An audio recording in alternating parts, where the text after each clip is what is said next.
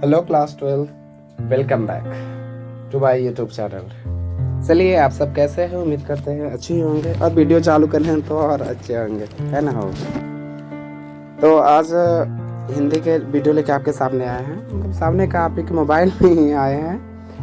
तो हिंदी के जो 100 नंबर होते हैं, चाहे आर्ट्स वाले हो या साइंस वाले हो या कॉमर्स वाले हो, है कि ना, तीनों का एक ही हिंदी है।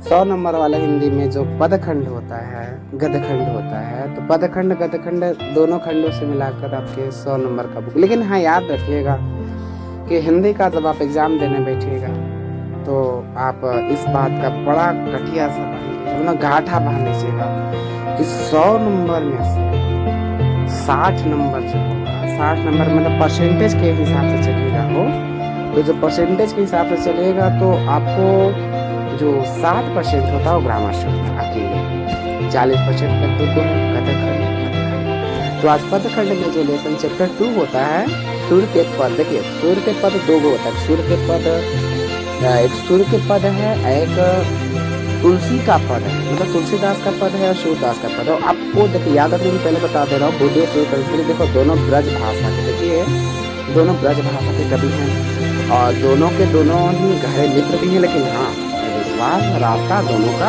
अलग अलग प्रभु के प्रति है। कोई कृष्ण भक्त है तो कोई राम भक्त है, लेकिन दोनों ने ही अपने अपने प्रकार से अपने प्रभु को स्मरण किया है। तो चलिए, आज इसका केवल ऑब्जेक्टिव लेके आए। नेक्स्ट वीडियो में अगर आप सपोर्ट हो लेके आ तो तो सबसे पहला देखिए भाई, पहले बताते रहे ब्रज भाषा की। ब्रज भाषा की लैंग्वेज है, इंडिया में बोली जाती है भाषा, ब्रजभाषी बोलते हैं, जहाँ पे एक ऋषि जैसा कहते हैं ना, ब्रज ब्रज की गली, ब्रज रज, जहाँ के वहाँ का धूम को ब्रज रज बोलते हैं, वही कहा था। सेकेंड चैप्टर है सुर के पद, और सुर के पद में जैसे फर्स्ट प्रश्न है आपको पहले अभी स्टोरी में कि सूरदास की रचनाएं जो है मतलब किस भाषा के लेखक थे। तो हम पहले ही बता दे रहे हैं आपको कि किस भाषा के थे, तो अवधी भाषा। तो देखिए, आपको सपोर्टेड याद है 2-4 लैंग्वेज दिया होगा, एक लैंग्वेज में फर्स्ट लैंग्वेज में आपको दिया हुआ है कि अवधी, ब्रजभाषा, खड़ी बोली, मैथिली, हमें पता है। तो हमारे जो हमें ब्रज भाषा कंप्लीट है, तो ब्रज भाषा ऑप्शन बी में है, तो बी को टिक आउट करें। दूसरा है सूरदास के गुरु का नाम क्या था? तो उनके गुरु का नाम था, देखिए पहला ग्रह नरहरि दास, विड्डलनाथ, बल्भाचार्य, आनंदादास। तो जो बल्भाचार्य है इनके गुरु थे, है ना। और सूरदास किस मार्ग के दीक्षित हुए थे? अष्ट छप मार्ग, संत मार्ग, मुष्टि मार्ग, मुष्टि मार्ग से चलते हैं कृष्ण और राधिका की। सेकेंड आगे चलते हैं फोर्थ नंबर में, सूरसागर के रचयिता कौन है? सूरसागर जो भी कविताएं होती थी वो अपने नाम कहाई जाती थी, सूरसागर।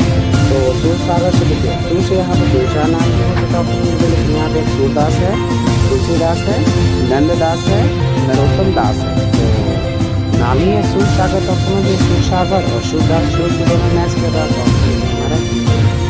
सूरसागर की दीक्षा गुरु कौन थे? तो पहला गुरु का नाम है रामानुजाचार्य, बल्भाचार्य, रामानुजाचार्य या चंडीदास। तो याद रखिएगा, अगर आपको दीक्षा गुरु पूछे या केवल गुरु पूछे, दोनों में इनके कौन गुरु थे?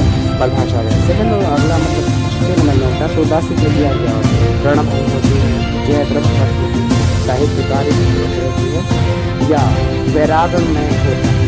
तो इसके जो ऑप्शंस होता है, देखिए आपके पास 4 ऑप्शन दिए हुए हैं। तो इसका आंसर जो साहित्य लहरी जो होते हैं, मतलब वो साहित्य ज़्यादा लिखा करते थे। साहित्य लहरी उनकी जो कृतियाँ होती हैं वो उनकी किस कृति है? साहित्य लहरी। तभी आप याद रखिएगा। उनका गुरु का नाम क्या था? तो बालभद्राचार्य। और किस भाषा कवि थे?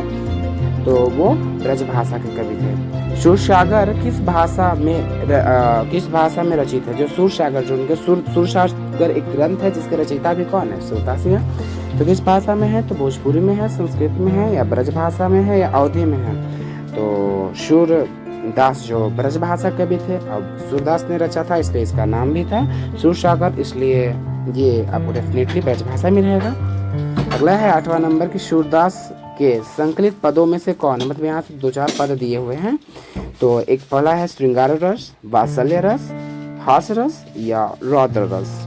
देखिए यहाँ रसों के बारे में, श्रृंगार रस में केवल डेकोरेशन के बारे में, किसी के बखान के बारे में होता है, मतलब श्रृंगार के बारे में होता है। वात्सल्य रस में होता है जिसमें जो सेवक होता है अपने प्रभु के बारे में बात करता है, केवल अपने प्रभु के बारे में बात करता है, अपने आप को उसमें समर्पण करने के बाद। तो हास्य रस में केवल हंसने वाली बात होती है। और रौद्र रस में जिसमें केवल गुस्सा, अहंकार, भय सब की बात, तांडव वांडव जो होता है ना, वो रौद्र रस में होता है। देखिए श्रृंगार रस की तो ये बात करते नहीं हैं, और न ये हंसी मजाक की बात करते हैं, हास्य रस भी नहीं, और न गुस्सा की बात करते हैं।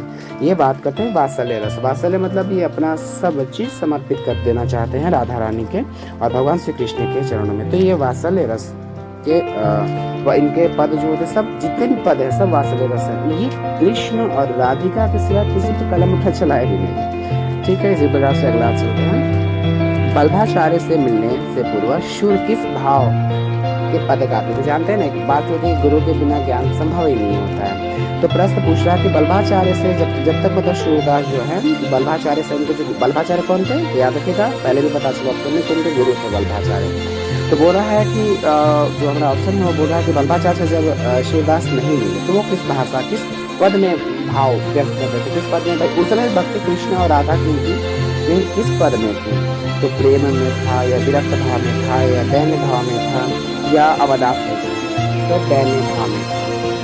ठीक है, कब? जब बल्भाचार्य से मिलने से पहले। जैसी बल्भाचार्य मिल गए उनको एक सही गाइडलाइंस दिया, तो गाइडलाइंस सही मिलने के बाद वो बन गए वात्सल्य रस की भाव प्रकट होने लगे। उसके पहले जब वो नहीं मिले थे बल्भाचार्य से, बल्भाचार्य से जब उनकी प्रेम नहीं हुई थी, मुलाकात नहीं हुआ था, जब बल्भाचार्य को उन्होंने अपने गुरु में स्वीकार नहीं किया था, तो उस समय जो सूरदास के जो भाव जो जिस पद में व्यक्त होते थे उसका क्या नाम था?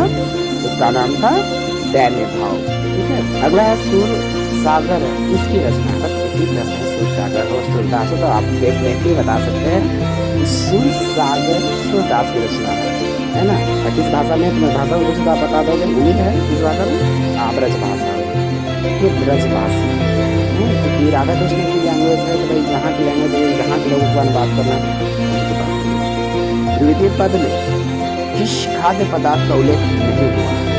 इसमें याद रखिएगा, जब कहानी से आप पढ़िएगा तो आपको पता होगा कि जो भगवान श्री कृष्ण इस पद में है, जैसे सूरदास जब पद गाते हैं, पद में गायन कर रहे हैं, तो वो एक समय की बात करते हैं जो भगवान श्री कृष्ण बहुत बाल्यावस्था में है, और अपने पिता नंद महाराज की गोदी में बैठ के खा रहे हैं। 56 भोग उनके पास प्रस्तुत किया हुआ है, और उन 56 भोग में दही है, मिश्री है, माखन है, और 12 है।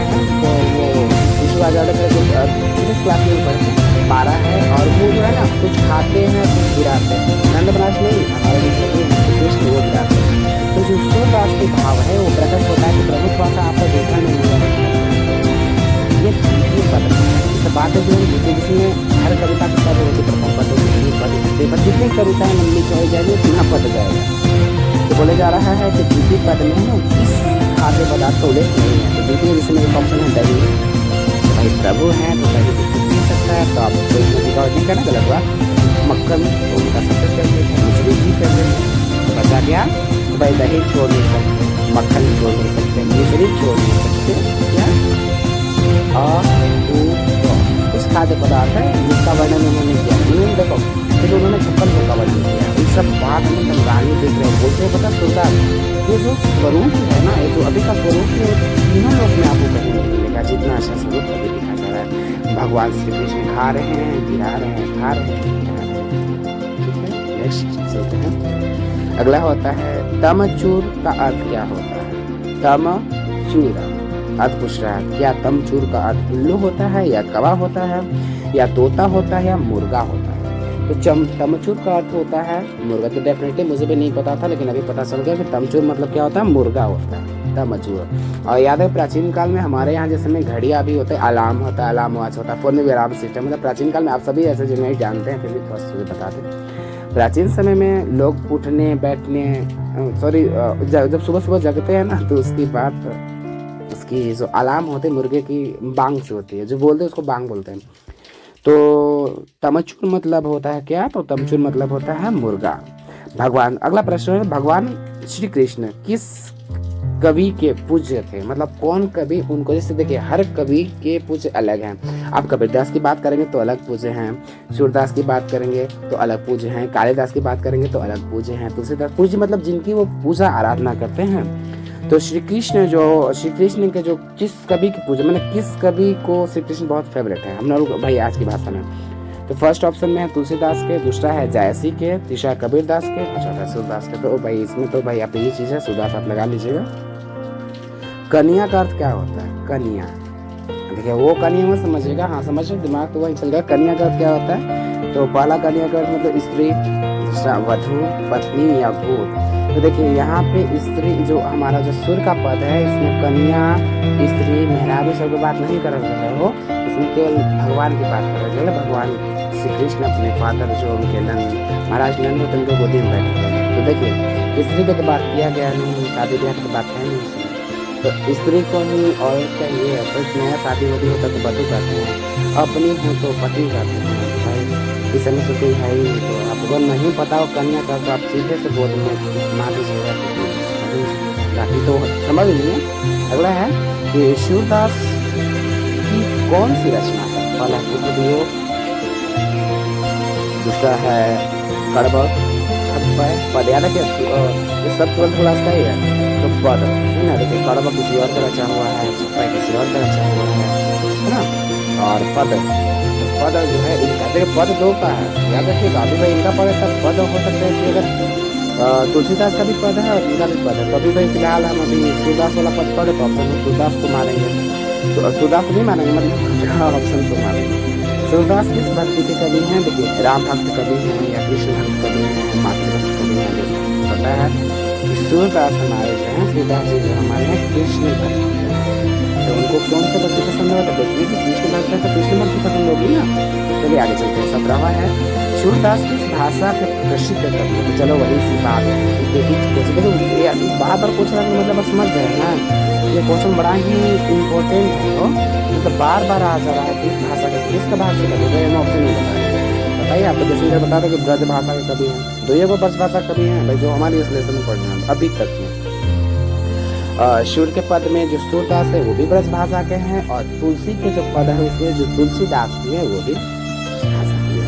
चलिए वात्सल्य के विश्व में अद्वितीय कवि कौन है? वात्सल्य में समझ है ना, उसमें समर्पण की बात, अहंकार की बात ना, हम बहुत बड़े हैं इसकी भी बात नहीं हो। तो बोल रहे हैं कि वात्सल्य के विश्व में अद्वितीय कवि और कोई कोई नहीं। तो वात्सल्य से एक ऑप्शन है सूरदास, तुलसीदास, कबीरदास या रामदास। वात्सल्य से बहुत अच्छा। और सूरदास किस धारा के कवि? रामाश्रयी धारा के, कृष्णाश्रयी धारा के। तो भाई हम आगे बिल्कुल जाएंगे, आप सीधे से बात जानना है कि राम जी शुरू से लेना लगेगा वो कृष्ण भक्त थे। तो भाई यहाँ पे मीनिंग तो है तो ज़्यादा अभी आपके घर में जो खाना मिले तो बदल के यहाँ से नहीं जाना है। जब सेकेंड ऑप्शन में मिला कृष्णाश्रयी, ऐसे जैसे जनरली आप पढ़ना नहीं तो सब चलो भाई इतना भी कॉन्फिडेंस रखना चाहिए कि चलो हम जिस पे नजर डाले वो इतना याद रखना ना।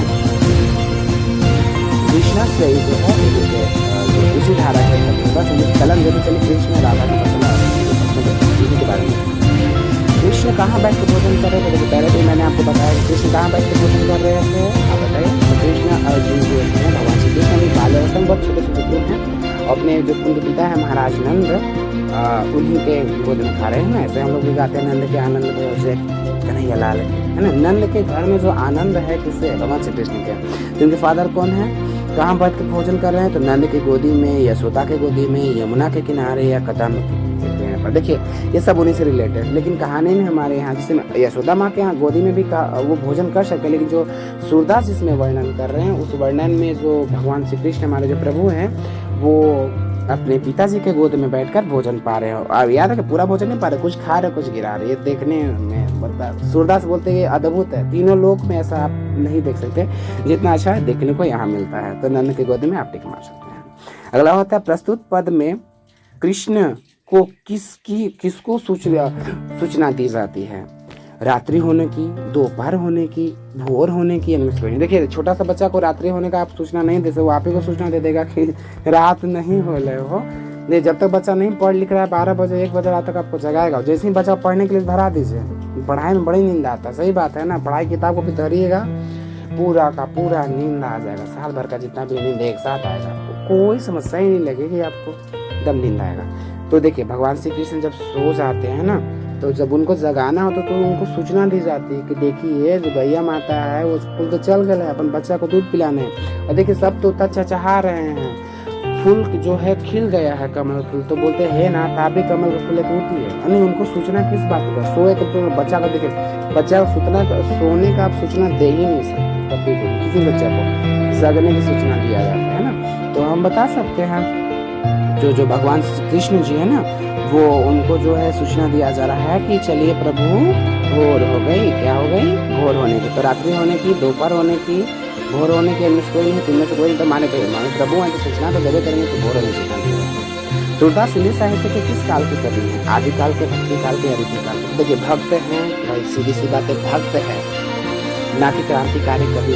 हमारे यहाँ हमारे बुक में जो कबीरदास की स्टोरी पढ़ेंगे आगे है, तो कबीरदास क्रांतिकारी कवि थे।